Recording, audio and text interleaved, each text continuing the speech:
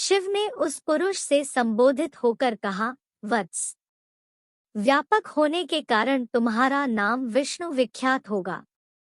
विष्णु को उत्पन्न करने के बाद सदाशिव और शक्ति ने पूर्ववत प्रयत्न करके ब्रह्मा जी को अपने दाहिने अंग से उत्पन्न किया और तुरंत ही उन्हें विष्णु के नाभि कमल में डाल दिया।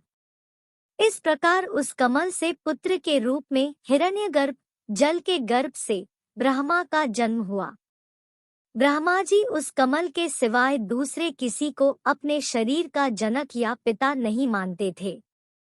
मैं कौन हूँ, कहाँ से आया हूँ, मेरा क्या कार्य है, मैं किसका पुत्र होकर उत्पन्न हुआ हूँ और किसने इस समय मेरा निर्माण किया है। इस प्रकार संशय में रहने के बाद वे जल में ही तपस्या में लीन हो जाते हैं। बाद में सदाशिव के विभूति स्वरूप से रुद्र और महेश्वर का जन्म हुआ। देवी भागवत पुराण में सदाशिव पत्नी देवी दुर्गाजी हिमालय को ज्ञान देते हुए कहती है कि एक सदाशिव ब्रह्मा की साधना करो, जो परम प्रकाश रूप है, वही सबके प्राण और सबकी वाणी है, वही परम तत्व है।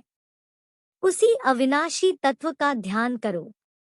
वह ब्रह्मा ओंकार स्वरूप है और वह ब्रह्मलोक में स्थित है। अगले पन्ने पर ब्रह्मा की कितनी थी पत्नियां और क्या सरस्वती उनकी बेटी थी। ब्रह्मा की पत्नियां सावित्री और गायत्री। ब्रह्मा की पहली पत्नी का नाम सावित्री थी। ब्रह्मा ने एक और स्त्री से विवाह किया था जिसका नाम गायत्री है। जाट इतिहास अनुसार यह गायत्री देवी राजस्थान के पुष्कर की रहने वाली थी, जो वेदज्ञान में पारंगत होने के कारण विख्यात थी। पुष्कर में ब्रह्मा जी को एक यज्ञ करना था और उस वक्त उनकी पत्नी सावित्री उनके साथ नहीं थी। यज्ञ का मुहूर्त निकला जा रहा था। ऐसे में ब्रह्मा जी ने गायत्री से विवाह कर यज्ञ प्रारंभ किया, लेकिन जब सावित्री वहां पहुंची तो उन्होंने बगल में गायत्री को बैठा देखकर ब्रह्मा जी को श्राप दे दिया। देवी सरस्वती। माता सरस्वती के बारे में पुराणों में सरस्वती के बारे में भिन्न भिन्न मत मिलते हैं। पुराणों में ब्रह्मा के मानस पुत्रों का जिक्र है, लेकिन सरस्वती जी ब्रह्मा जी की पुत्री रूप से प्रकट हुई ऐसा कहीं भी उल्लेख नहीं मिलता है। एक अन्य पौराणिक उल्लेख अनुसार देवी महालक्ष्मी, लक्ष्मी नहीं, से जो उनका सत्व प्रधान रूप उत्पन्न हुआ, देवी का वही रूप सरस्वती कहलाया। सरस्वती उत्पत्ति कथा। हिंदू धर्म के दो ग्रंथों सरस्वती पुराण और मत्स्य पुराण में सृष्टि के रचयिता ब्रह्मा का सरस्वती से विवाह करने का प्रसंग है, जिसके फलस्वरूप इस धरती के प्रथम मानव मनु का जन्म हुआ। कुछ विद्वान मनु की पत्नी शत्रुपा को ही सरस्वती मानते हैं।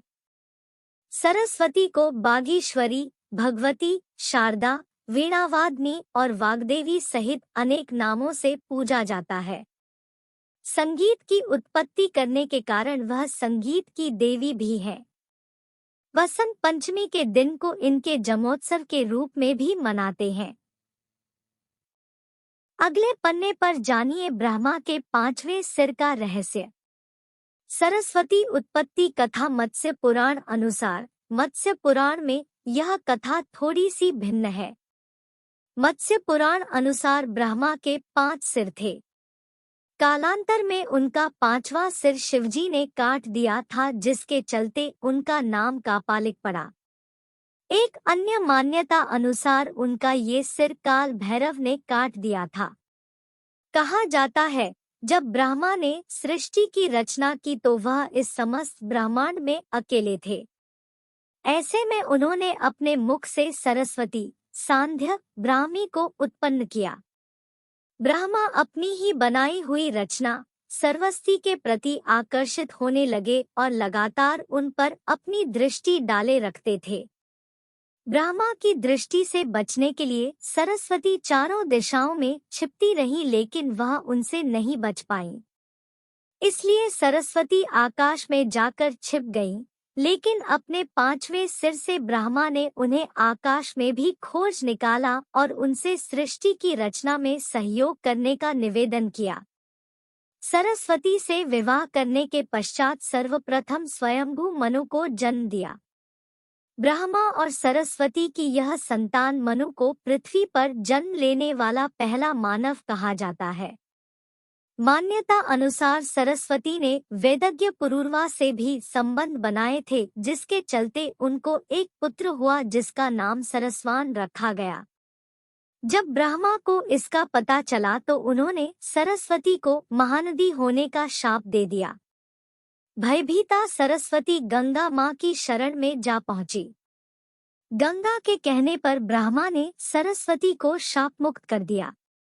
शापवश ही वह मृत्युलोक में कहीं दृश्य और कहीं अदृश्य रूप में रहने लगी। पांचवां सिर। एक पौराणिक कथा के अनुसार रति देवी के पति कामदेव को तप करने के बाद ब्रह्मा जी ने 3 ऐसे तीर प्रदान किए जिससे किसी को भी कामासक्त किया जा सकता था। कामदेव ने उन तीरों की शक्ति की परीक्षा के उद्देश्य से एक तीर ब्रह्मा जी पर ही छोड़ दिया। ऐसे में ब्रह्मा जी पर इसका असर हुआ और उन्होंने अपनी संकल्प शक्ति से शत्रुपा देवी का सृजन किया। ब्रह्मा जी अपने द्वारा उत्पन्न शत्रुपा के प्रति आकृष्ट हो गए तथा उन्हें टकटकी बांध कर निहारने लगे। शत्रुपा ने ब्रह्मा की दृष्टि से बचने की हर कोशिश की किंतु असफल रही। ऐसे में शत्रुपा ऊपर की ओर देखने लगी तो ब्रह्मा जी अपना एक सिर ऊपर की विकसित कर दिया। भगवान शिव ब्रह्मा जी की इस हरकत को देख रहे थे। शिव की दृष्टि में शत्रुपा ब्रह्मा की पुत्री सदृश थी, इसीलिए उन्हें यह घोर पाप लगा। इससे क्रुद्ध होकर शिवजी ने ब्रह्मा का सिर काट डाला। भगवान शिव द्वारा काटा गया 5वां सिर बद्रीनाथ परिक्षेत्र में गिरा। यह स्थान आज ब्रह्मा कपाल के रूप में विख्यात है। यहाँ पर लोग अपने पितरों का तर्पण एवं पिंडदान करके उन्हें मोक्ष प्राप्त होने की कामना करते हैं। भगवान शिव ने इसके अतिरिक्त भी ब्रह्मा जी को शाप के रूप में दंड दिया। इस शाप के अनुसार त्रिदेवों में शामिल ब्रह्मा जी की पूजा उपासना नहीं होगी। शिव पुराण के अनुसार ब्रह्मा और शत्रुपा के संयोग से ही